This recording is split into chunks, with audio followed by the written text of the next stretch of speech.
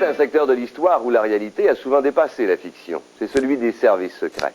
Après la Deuxième Guerre mondiale, les Américains ont mis sur pied la célèbre CIA, la Central Intelligence Agency. L'histoire des services d'information est liée de très près à l'histoire des rapports Est-Ouest. En Union soviétique, plusieurs dirigeants ont fait leurs armes au KGB. Andropov en a été le chef suprême et Gorbatchev a longtemps dirigé le département de désinformation. C'est aux États-Unis que l'on retrouve le repère du seul service secret au monde qui soit de taille à se mesurer au KGB soviétique, la CIA. Située aux portes de Washington, à Langley, en Virginie, la CIA possède de nombreuses antennes dans le monde.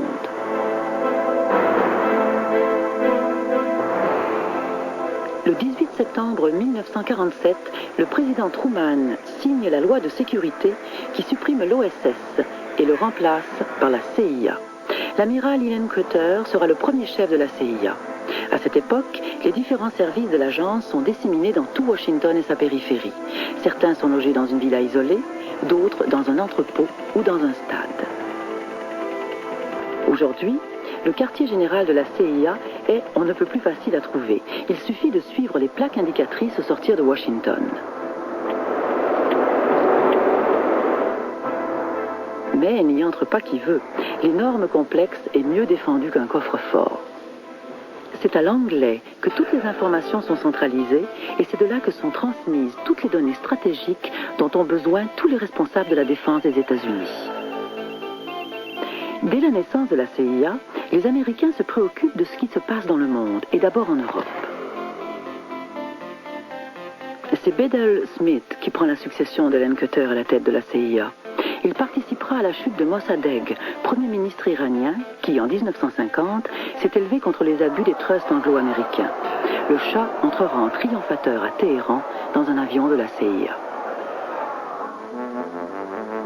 En 1953, Alan Dulles prend la direction de l'agence. Il sera le premier à s'y tailler une réputation internationale. C'est l'époque de la guerre froide. En 1956, les Russes découvriront que la CIA a creusé 2 ans plus tôt un tunnel sous Berlin-Est et y a logé une station d'écoute pour capter les communications de l'armée rouge. La CIA interviendra aussi à Cuba afin de contrer Fidel Castro. Elle prépare un débarquement à la baie des Cochons. L'intervention est un échec. Kennedy, qui estime avoir été abusé sur l'ampleur réelle de l'opération, en conçoit un violent ressentiment contre la CIA. Il limoge Alan Dulles et de nombreux responsables de l'agence et nomme à la tête de celle-ci McCone, un vieux routier des questions politiques et militaires. Grâce au U-2, ces avions espions, la CIA va prendre 2 ans plus tard une éclatante revanche sur Castro.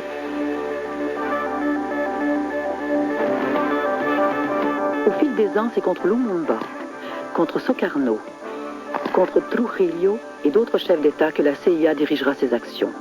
Les présidents se sont succédés à la tête des États-Unis. Des scandales ont ébranlé la célèbre agence, mais la CIA a continué de mener ses actions dans le secret le plus absolu.